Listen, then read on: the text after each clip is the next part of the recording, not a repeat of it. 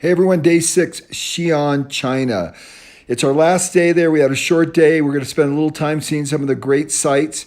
We started off by going to the biggest pagoda in China, and it is unbelievable. It's 1,300 years old, and it's actually leaning over.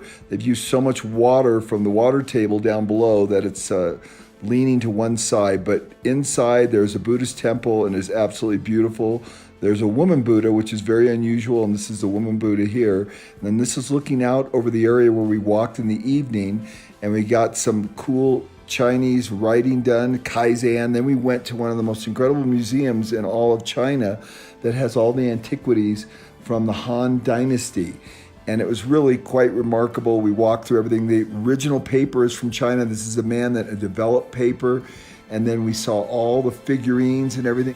The nice thing about it is it gave us a real glimpse into what these people look like. They had great displays on. My favorite one was how the wall was actually built that we were on the day before. You can see how they had the brick on the outside and they just filled it on the inside with a clay material to give it stability.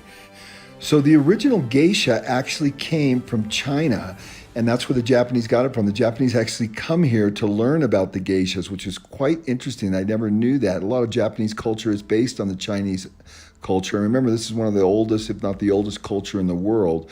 And this has really been the center of the universe. This is where the original Silk Road started in Xi'an. And it went out, and what the problem is their horses were too small. And so they wanted to find larger horses that were from Iran and Persia. So they created the Silk Roads to trade, to find those horses, to give them a strategic battle advantage when they were at war.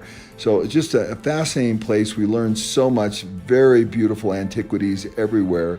And it was an overwhelming experience to go into this museum. I enjoyed it as much or even more than the museum on Chinese antiquity that I viewed in Taiwan a few months back.